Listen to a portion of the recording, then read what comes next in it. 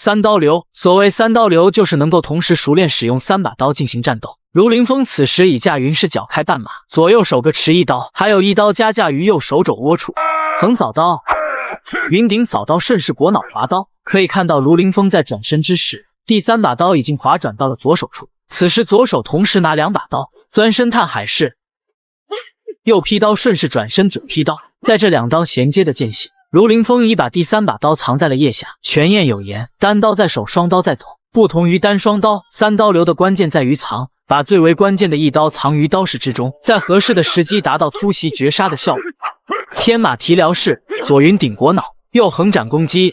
此2式连刀攻守兼备，右手刀为攻，横斩前方敌人；左手刀为守，防止后方敌人袭击。与此同时，卢凌风的左手也拿住了第3把刀，攻守之间虚实之际，三刀流已然让敌人摸不清刀式的运行轨迹。卢凌风觉得时机到了，直接一招夜叉探海，刀尖直取程铁树眼睛。原来这程铁树和程巨柱2人竟是金刚境的高手，2人拥有一身横练的金钟罩功夫，普通刀剑难以伤其分毫。卢凌风猜测这2人金钟罩的罩门应该是眼睛，但这一击还是被程铁树用手挡住了。卢凌风并未计穷，一击不成，直接就祭出了一招独立探海式。观看精彩的画面需要一台好的设备，转上的2手平板就很划算。我这 iPad Air 5支花了2700，比新款便宜了1000多。最近又在他家买了台 iPhone 14，也才2800。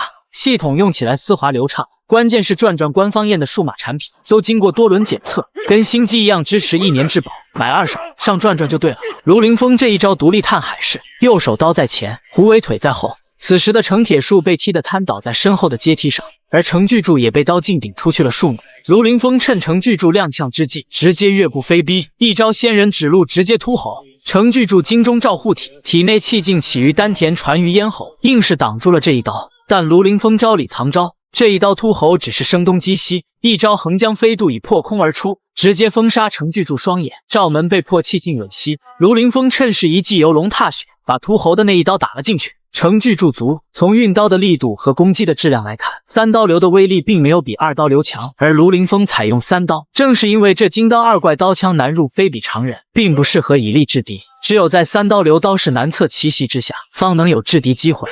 而此时的程铁树也慌了，身为金刚境界的他较量过不少用刀高手，其中善使双刀的就寥寥无几，而能把3把刀同时运用到这般变幻莫测的地步，卢凌风是第一个。程铁树起身再攻，卢凌风侧身刺刀攻击，随后直接祭出了双刀法十字旋风斩，一刀割其眼睛破照其门，最后一刀直接封喉。在三刀流的战术运用下，卢凌风最终把这2人斩于刀下。